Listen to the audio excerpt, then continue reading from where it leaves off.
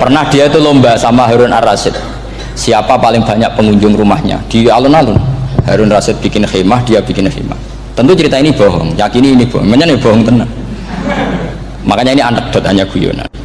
Harun Rasyid karena dia raja itu ada apel, ada makanan macam-macam. Ya tentu pengunjungnya banyak. Batas akhir itu penilaian jam 12 malam. Abu Nawas tenang, satu pun nggak ada pengunjung, nggak ada makanan, nggak ada apa. Pas jam 12 rumahnya dia, kemahnya dibakar, orang ke dia semua. Dit menang dia karena jumlahnya, bahkan Harun Rasyid itu datang ke kemahnya dia karena lombanya kan pengumpulan massa terbanyak. Dit jam 12 Harun Rasyid pikirannya santri ya guys, sugoi jajan nggak mesti teko, pikirannya gitu. Abu Nawas pikirannya beda, jenis ono kebakaran pasti datang. Wes dihitung biaya khemah sama hadiahnya banyak hadiahnya. Saya tuh pernah debat sama orang salah, kalau debat gitu. Setelah saya mengutarakan sekian hadis, ada tuh Pak hadis itu, waduh, harusnya kamu ngaji saya, ada debat tuh yang level. Kalau nggak level tuh nggak boleh katanya.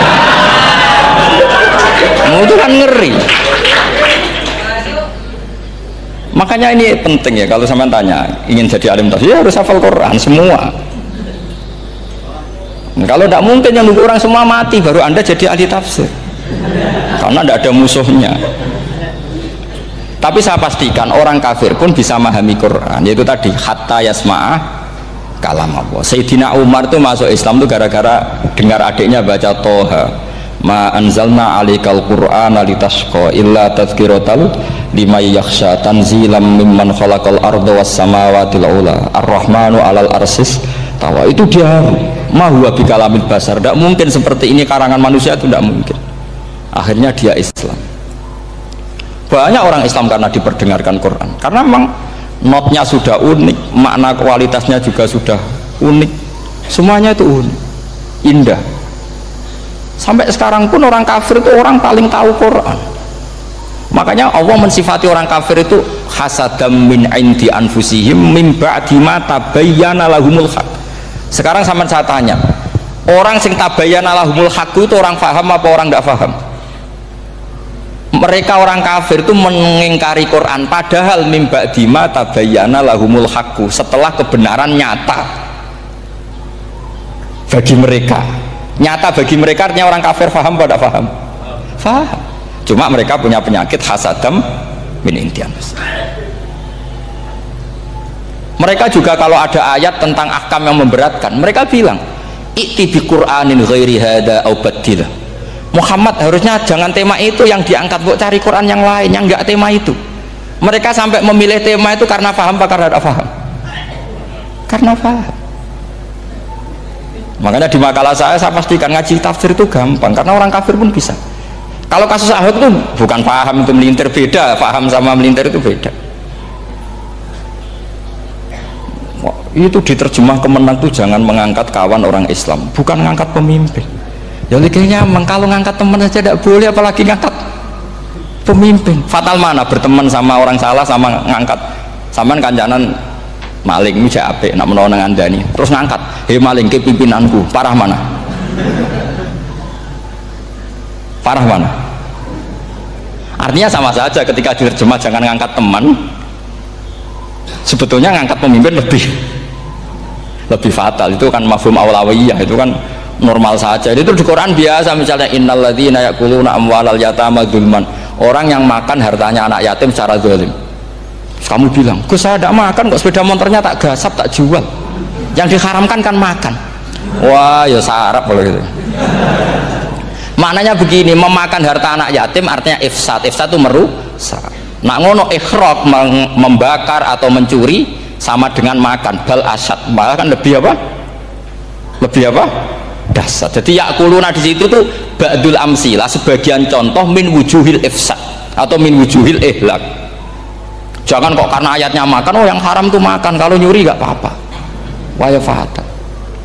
Itu kan sama dengan santri geblek ketika ada kiai ini, "Cung, kowe mbek bojomu jogeman naboi." Suatu saat istrinya lapor lagi, "Pak Yai sekarang ndak naboi tapi nyadui." Karena naboi itu pakai tangan. Mereka pertama dilaporkan kiainya, "Pak Yai, suami saya itu sering memukulin saya pakai tangan gini. Cung jogeman naboi bojomu." Nggih Pak Yai siap. Suatu saat istrinya lapor, "Pak, tetap benjut. Kenapa? Kalau nak niki disadui. Mergo pikirane sing haram nabok, nak nyaduk halal. Wah itu kan ngajak goblok bareng. Nah masalahnya di usul fikih kasusnya seperti itu.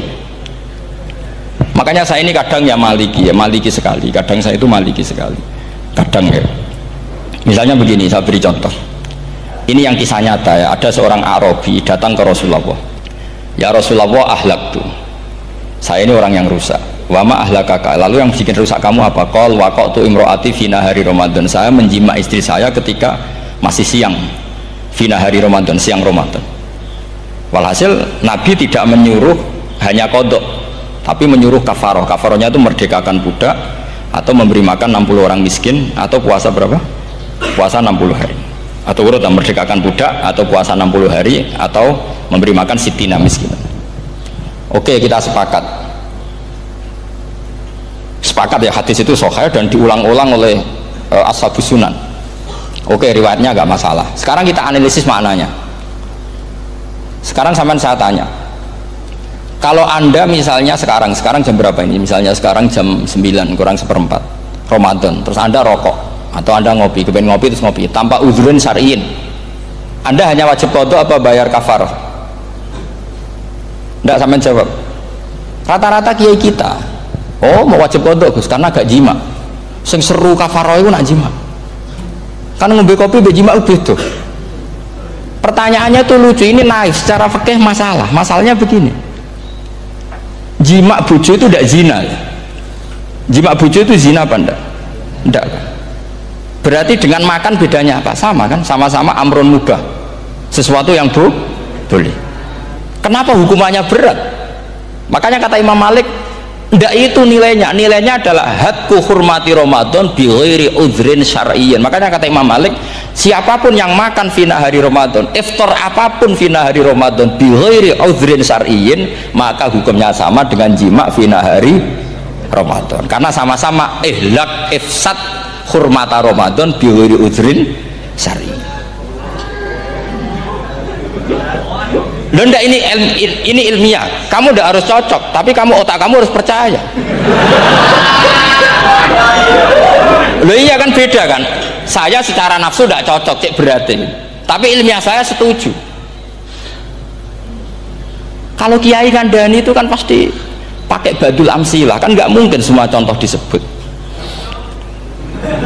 Cong penak melaku-melaku juga mandul orang wedok itu mari setan. Betul dulu Mbah nyekel, lu malah parah tuh. Tidak bisa. Makanya ini masalahnya lafat. Ini kembali ke Imam Syafi'i, bilisanin arabiyyin mubin.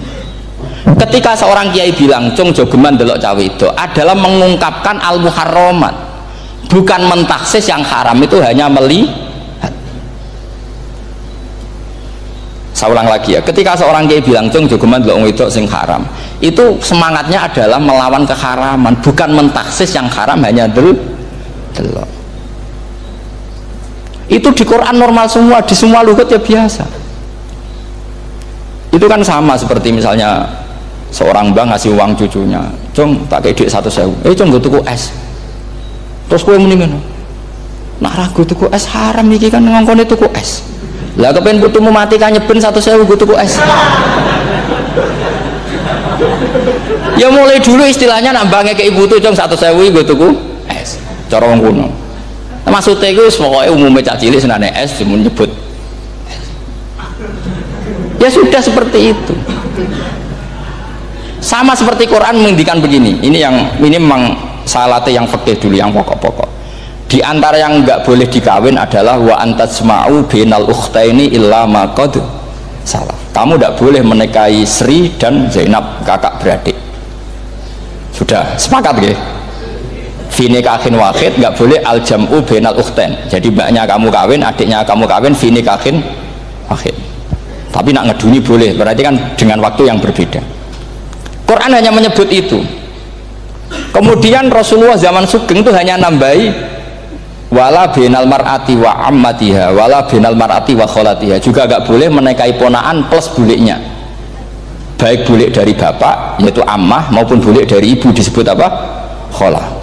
Kemudian ulama fikih merasa ada yang kurang, ditambahi lagi dua perempuan yang andekan yang satu itu lelaki kok haram nikah, berarti haram jam'u fi nikahin wahid. Misalnya cucu rabibahnya boleh enggak? Enggak boleh kan? Berarti kalau sampai mengumpulkan cucu dan mbahnya fi nikahin wahid juga enggak boleh. Tapi orang yang waras itu tidak akan nyalahkan Quran ketika tidak lengkap. Wa antasma'u binal ukhtain ila ma qad ini tidak lengkap. Yang haram kan tidak hanya jam'u binal ukhtain, termasuk mengumpulkan cucu dan mbahnya. Karena Quran nggak mau dengan logika tidak waras itu tidak mau. Taruh saja orang itu rata-rata mbahnya kan umur 70 tahun, cucunya umur 17 tahun. Kebayang nggak kamu nikahi sehingga adik kan boleh bareng, mesti kamu milih bareng. Makanya Quran hanya bakas wa antasma'u binal ukhtain, karena yang mungkin masih menggugah selera itu dua. Tapi kalau cucu sama mbahnya itu, kalau ada yang masih selera kan ya sarap tuh. Tapi fikih sebagai kaidah tetap menerangkan termasuk yang haram jam'u adalah bainal mar'ati wajad datiha. Paham juga maksudnya? Artinya ketika menyebut itu tidak jaminan merangkum semua hukum, tapi ba'dul amsilah. Fa'innal akila yaktafiya bi isyaratil ba'di, karena orang kalau punya akal diisyaroi sebagian sudah faham. Ini penting kalau aturakan. Jadi ini penting. Nah bayangkan sekarang banyak gerakan-gerakan ahli Quran katanya, tapi nggak memahami ilmu usul fikih. Quran ora ono ya wis. Nang Quran ora ono cerita harame asu, nak ngono asu ya halal. Ora ono Qurane. Sing ora ono iku tekem ora Qurane kok aneh-aneh kowe. Itu kan sama terus sampean misalnya tadi jam 09.00 Ramadan tambah uzurin syariyin terus mangan mie rokokan. Itu kan melecehkan Ramadan binguri uzurin syariyin, karena melecehkan hurmata Ramadan kena sanksi separah itu. Jangan kamu terus bilang tapi Nabi hanya bilang masalah jima final Ramadan. Jima istri itu hukumnya itu tidak zina, hukumnya itu mubah sama dengan makan. Ini cara madhab Maliki, tapi kita alhamdulillah madhab Syafi'i. Ya itu masalahnya. Berhubung itu menguntungkan sami'na wa ta'na. Nah, itu. Tapi saya sendiri dalam konteks ini, saya itu ya sangat-sangat Syafi'iyah, sangat-sangat Syafi'iyah. Dalam banyak hal sangat-sangat Syafi'iyah. Tapi dalam banyak hal kadang-kadang saya Maliki. Ya, itu kan kalau sama tanya kenapa gitu, ya hikmahnya baca banyak saja. Karena yang Syafi'i itu ya karena bacanya hanya Syafi'i, itu bukan fanatik, itu keterbatasan. Itu beda, ada Pak, itu namanya tidak fanatik, itu keterbatasan. Itu beda sekali. Jadi kita harus ngaji yang banyak. Saya itu termasuk utang ya sama Imam Syafi'i itu baca kitab Ar-Risalah. Itu kitab yang kadang satu ulama baca sampai 500 kali. Yaitu Imam Syafi'i itu dalam kitab Risalah itu begini, ini termasuk ulumul Quran yang paling penting. Muqaddimahnya begini. Wan nasu sinfani min awalil amri. Wan nasu sinfani. Ketika Rasulullah datang membawa Quran itu manusia hanya ada dua. Al kuffar sing dari jenis ahli kitab dan kuffar dari jenis yang tidak ahli kitab. Bahkan tidak ada orang Islam zaman itu. Pertama Nabi jadi Nabi itu adakah pendengar yang Muslim? Kan tidak ada. Semuanya ahli kitab. Makanya susah kalau Quran kamu analisis korbannya orang Islam. Tuh kata Ibnu Umar tuh lucu, dulu tuh mukhatabnya tuh orang kafir, jelas kuliah ayyuhal kafir ya ayyuhan nasu ubudu rabbakum alladzi khalaqakum, jelas orang kafir. Karena orang Islam nggak mungkin dikhatabi ubudu rabbakum. Makanya Imam Suyuti kalau nafsir itu ngeper ubudu rabbakum wahiduhu. Tapi kalau mukhatabnya orang Islam dawimu alal ibadah atau dawimu alat tauhid. Karena dia tahu kalau mukhatabnya orang kafir ubudu ya masih wahidu. Kalau sudah Islam kok dihitopi ubudu mudawamah alal ibadah. Itu saking alimnya Imam Suyuti.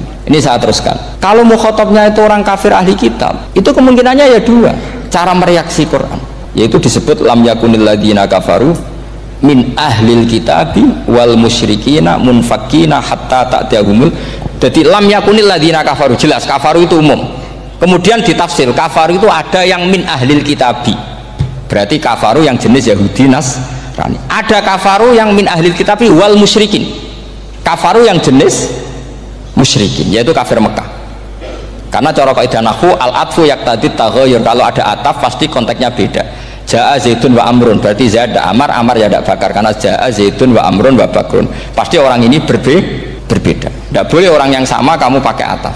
Ini sudah clear ya ini ya. Kemudian cara pandang mereka ya beda. Ketika Rasulullah mengajak tauhid, itu ahli kitab tidak masalah. Memang harusnya Tuhan itu satu. Tidak masalah bagi ahli kitab. Problem bagi ahli kitab adalah Muhammad itu nabi. Itu kita nggak suka. Kalau Tuhan satu oke, tapi kalau Muhammad nabi tidak oke. Kita bisa jadi nabi, kata mereka, karena mereka merasa nasabnya sampai Ibrahim. Sementara zaman itu mereka sanksi Muhammad itu nasabnya konti, gak jelas. Ini penting kalau aturakan. Sehingga dalam konteks ini Allah menjawab ahli kitab dulu. Ini itu disebut Muhammad itu nasabnya jelas. Ini itu fihi ayatum bayinatum maqamu Ibrahim. Ini saya dengarin. Ibrahim itu jelas pernah ke Mekah. Bukti Ibrahim pernah ke Mekah adalah jejak kaki Ibrahim di makam apa?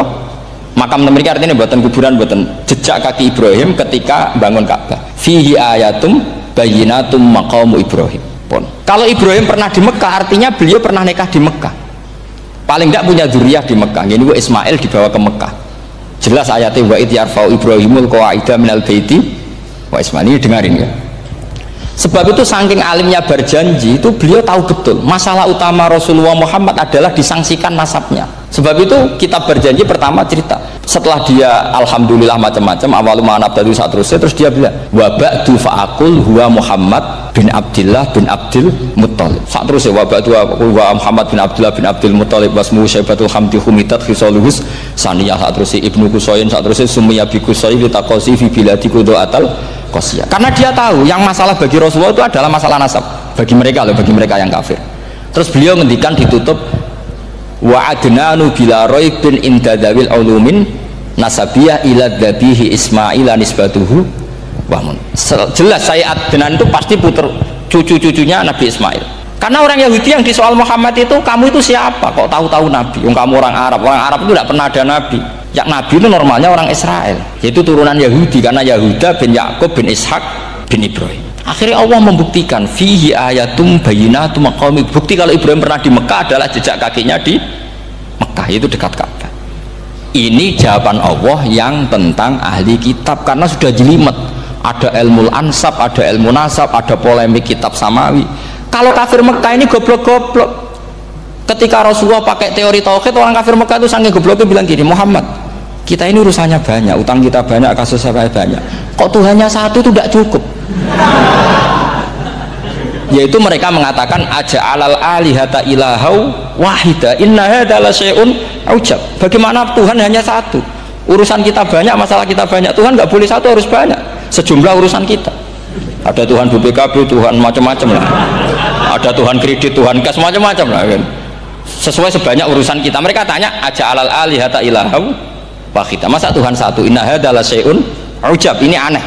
Tapi Rasulullah dengan sabarnya, kalau yang seperti ini Allah menjelaskannya beda dengan yang pertama. Karena tadi orang kafir itu bisa min ahlil kitab, bisa wal musyrikin. Lam yakunil ladzina kafaru min ahlil kitab, ada yang wal musyrikin. Semuanya ini tidak pernah munfakina hatta ta'tiyahumul bayyinah. Mereka tidak pernah tercerabut dari pikiran mereka, dari mainstream mereka, sampai ada bayyinah. Bayyinah itu kejelasan kebenaran atau benar yang begitu jelas. Itu siapa? Rasulun minallah yatslu suhufam mutahhar. Akhirnya Nabi sabar. Saking sabarnya Nabi itu ngomong gini, ya di khalayak umum, mukhatamnya ya kafir semua.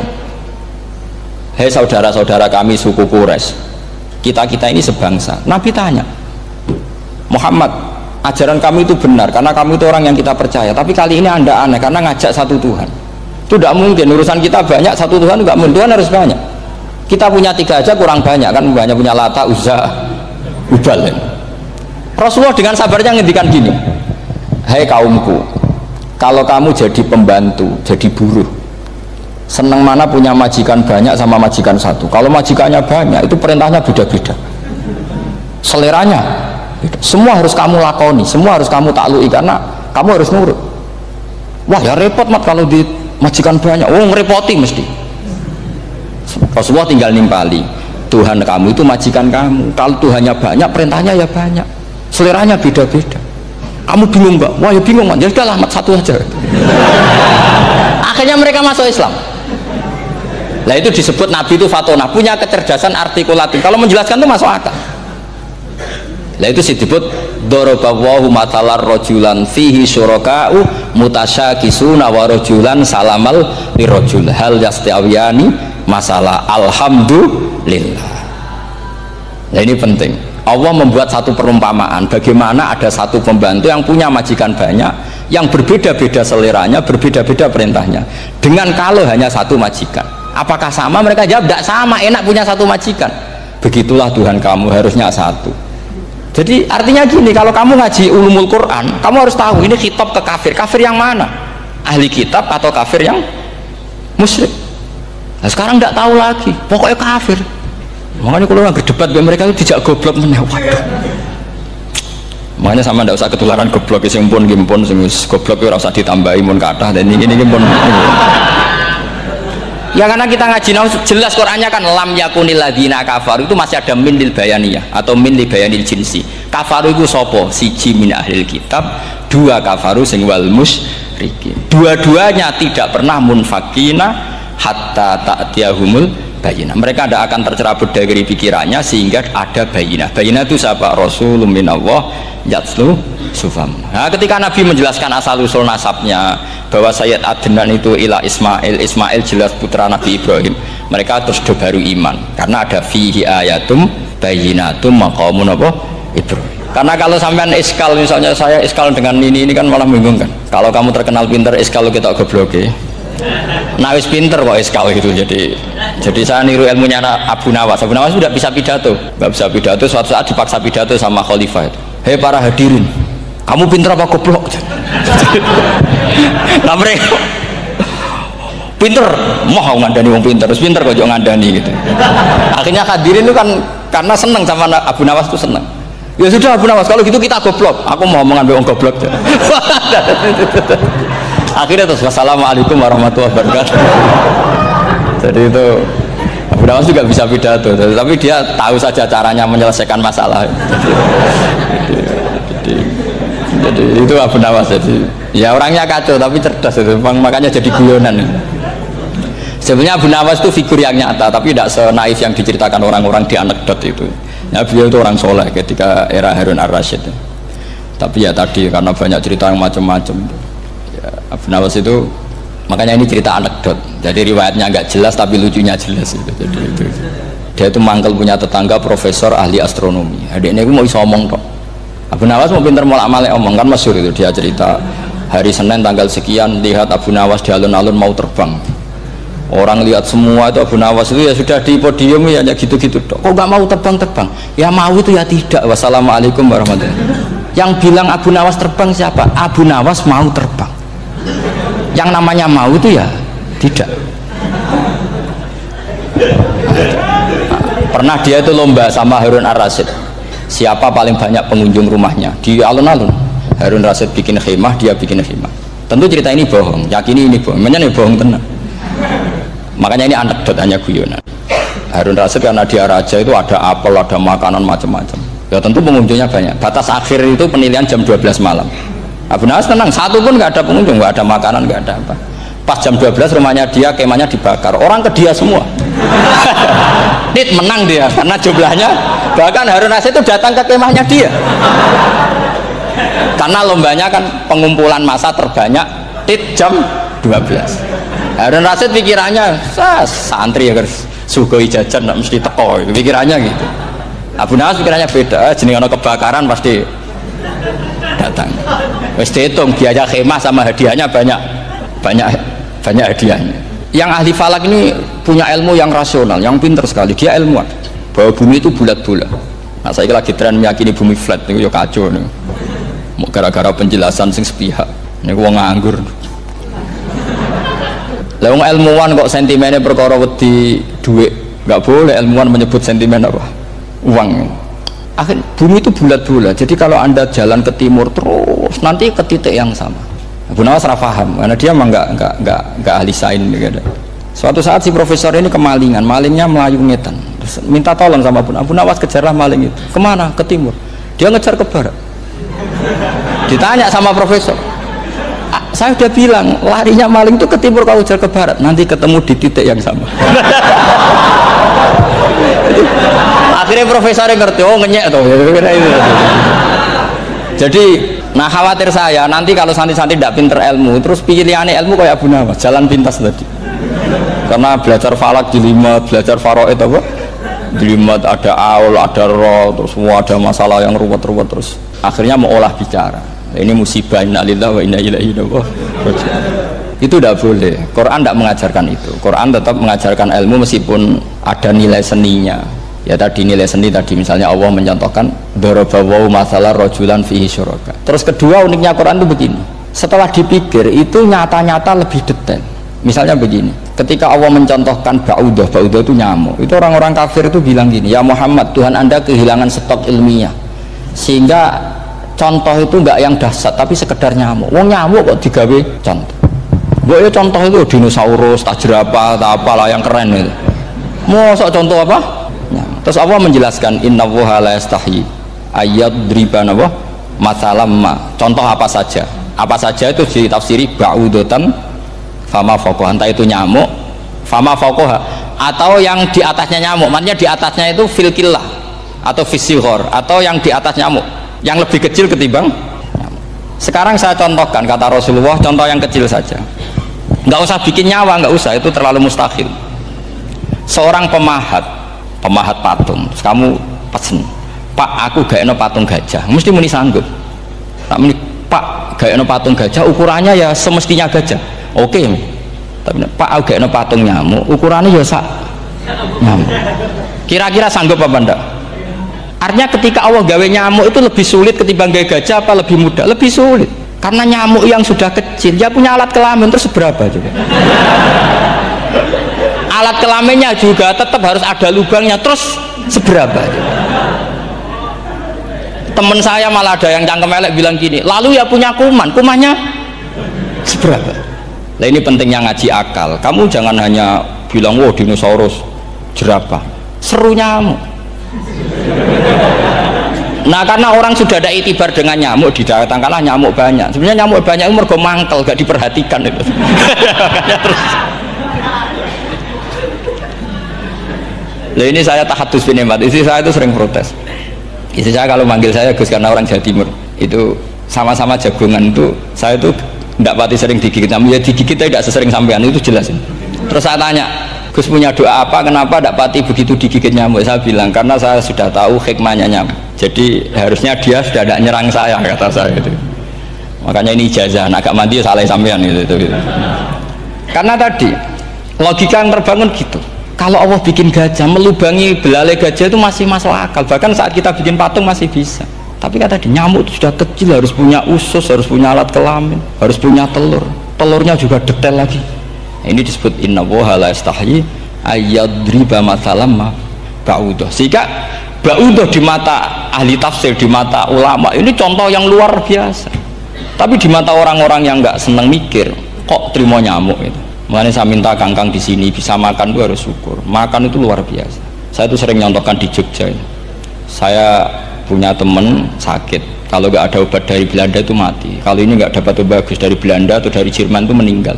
Berapa bulan lagi matinya? 3 bulan. Kalau nggak sampai dapat obat mati 3 bulan. Oh masih mandi obat yang di Jogja, apa itu makan atau minum? Kalau orang nggak minum nggak sampai 3 bulan sudah mati. Boy orang itu mikir seperti itu. Tapi kita ini kalau obat dari Jerman, dari Belanda itu hebat. Kalau enggak kita mati sebulan lagi, 3 bulan lagi. Allah bikin obat pada kita tiap hari, yaitu kita bisa makan, bisa minum. Itu kalau sekali nggak makan 5 hari bisa mati sama. Tapi kita karena ngakan itu hal yang biasa, nak duit iso utang, terus yang kebiasa. Ini kalau ulama masalah besar. Punya otak seburuk itu masalah besar bagi ulama. Sehingga Allah tidak malu ketika ngendikan kulu wasrobu, tidak malu karena makan ini urgen, sangat penting. Dan Allah tidak malu meskipun Quran itu temanya kelas tinggi, biasa Allah mengatakan jong kowe kulu min thayyibati ma razaqnakum, kamu makanlah. Karena minum obat itu kebutuhan kita ketika sakit. Tapi kalau makan adalah kebutuhan kita sihatan wasukman, saat sakit maupun saat sehat.